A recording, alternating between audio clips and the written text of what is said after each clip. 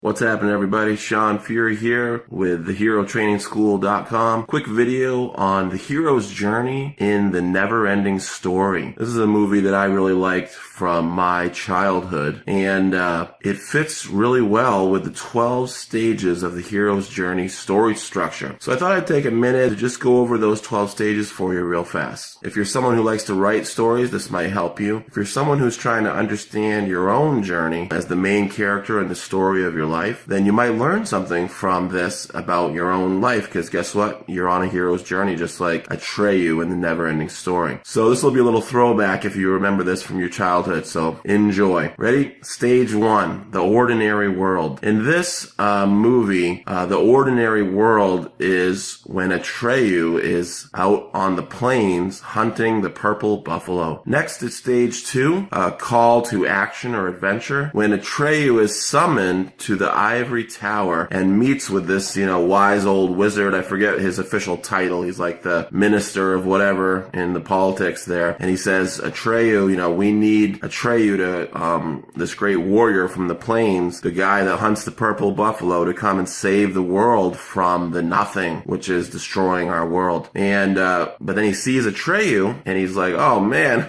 you're too small. You're a kid, dude. I thought you were like this big, strong guy. So Atreyu says, well, screw you, buddy. And I'm going to go back to the plains to hunting the purple buffalo. And so that's stage 3, the refusal of the call. And now stage 4 happens when he comes back, turns around and comes back to talk to the wise old wizard guy. And the guy says, listen, Atreyu, we need you to go, fine. I don't care how old you are. You're this great guy. You're this legend. So you're obviously, there must be some kind of capabilities and skills that you have. So we'll send you on this journey, and we need you to go to the Southern Oracle to find out what we need to do in order to save our world from the nothing, which is destroying everything. And so he says, take this, and he gives them a little medallion necklace called the Oran, which kind of looks like one of those snakes, eating its tail or whatever. And he says it'll help you to guide and protect you on your journey. And that's what happens in stage 4, called meeting with a mentor. The mentor typically gives the main character, the hero, the protagonist, a special gift or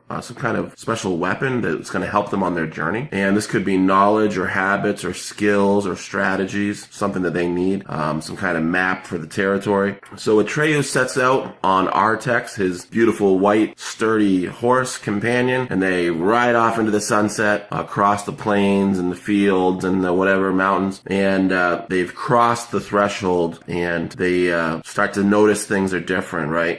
In one of the scenes coming up, Atreyu falls asleep and he's woken up by his horse, and he's in this new world all alone. It's very dangerous and peaceful at times. But next he enters what's called the Road of Trials. And in the Road of Trials, this is where Atreyu has to face hardship and tests and fail in various ways in order to discover his own weaknesses so that he can strengthen whatever area in which he's weak in, right? So that he can be capable of completing the mission. So there he is in the Road of Trials. He now enters what's called the Swamp of Sadness. And it's a place where if you allow the sadness of the struggle to overtake you, you'll die. And sure enough, his best friend Artex doesn't make it. Artex the horse succumbs to the sadness of the swamp, and he, goes into this quicksand and dies. And Atreyu is all alone. He feels like he needs to give up because he has no one to help him. And he even goes to meet the next sort of scene, he meets this ancient turtle named Morla, who kind of symbolizes apathy. She doesn't care whether she cares. She doesn't care about the end of the world. She doesn't care what you think about it. It's all good. We can all just sit here and be blown away. It doesn't matter. So this kind of symbolizes apathy, right? You've got to care, and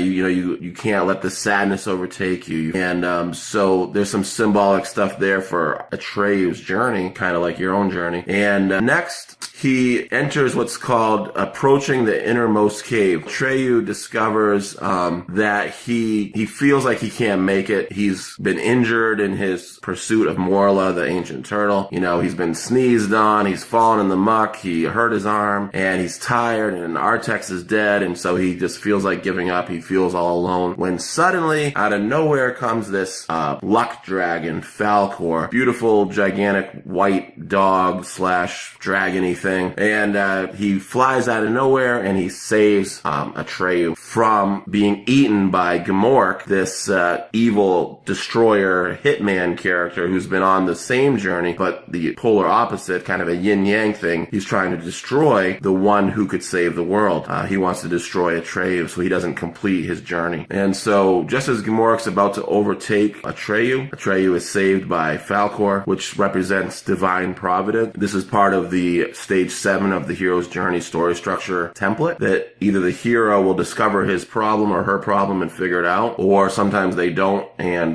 divine providence, some angel or godlike creature can come in and save them and help them to continue on their journey, to give them the strength or the skill that they don't have, right? As sort of a replacement for their inability to do it. And so you can see that Atreyu discovers in this sort of series of images that his problem is that he feels alone and he lacks confidence. And so when Falkor saves him, he takes him to this place where they kind of patch him up, and he meets this old elven character and his wife, and he says, you know, surprise, we've taken you 10,000 miles. You're right next to the Southern Oracle, or to the first gate that leads to that. This couple of sphinxes that he has to pass through. And he says, you have to have confidence, right? He says, let's watch and see this knight in shining armor who passes through this gate where these two sphinxes are standing on each side of the screen, and he has to pass through. And he looks good on the outside, but does he really have confidence, or does he doubt himself? If he does have a lack of confidence, then the eyes of the sphinx will open wide and blast him with lightning and he'll die. And so Atreyu understands that what his problem is. He needs to have confidence. And the way you demonstrate that is by running like a bat out of hell through that gate. And so sure enough, he does it, and he passes through another gate called the Mirror Gate, where he has to face his true self and see if he's confident in this, in spite of seeing who he really is. And if he can make it through that gate, then he's made it through stage 8, which is like a life or death ordeal. In this case, it's a confrontation with himself. And so he gets to the Southern Oracle, and he finds out that in order to save the world, he needs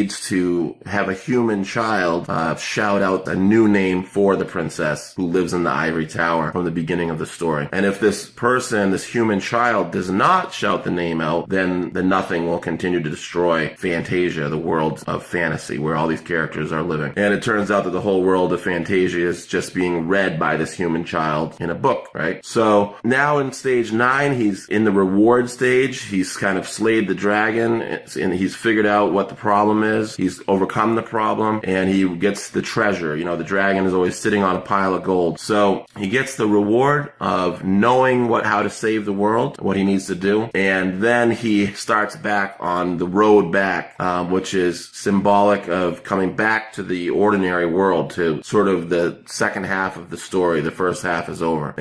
But there's a sense of urgency. There always is in this stage of the road back, because the bad guys don't want you to make it out of the story with whatever problem or solution. You know, you've confronted the problem. They don't want you to get the solution and get back and save the world, right? Because they're trying to destroy the world. Gamork, the evil hitman, and the Nothing are trying to wreck Fantasia. They don't want you to make it if you're Atreyu. So they have a sense of urgency, and all the people that they had loved are gone. And it's kind of a despairing feeling, but also a sense of hope. And that's kind of how it is. You sometimes feel like you're standing on this trap door, and you don't know if like it's going to be pulled out from under you at any time whenever you've made a positive change. And the question is, can you sort of solidify that change in your life without it falling apart before it's firmly established and before you're on sure footing? So in the next stage is called Retaliation and Resurrection. This is when the bad guys catch up with Atreyu and they try one more time to take him down. So the Nothing has become so powerful at destroying everything that Atreyu ends up falling off of Falkor's back while they're flying, crashes into the ocean, loses his little necklace, the Oran, that was going to protect him from the Nothing. And so now he's subject to the threat. Sure enough, he washes up on this beach. He's kind of like worn out, and he ends up kind of reflecting for a moment on the stages of his journey so far, until he comes at last to the final moment, the final battle, facing Gamork, the hitman, the destroyer, the agent of the power behind the Nothing, who wants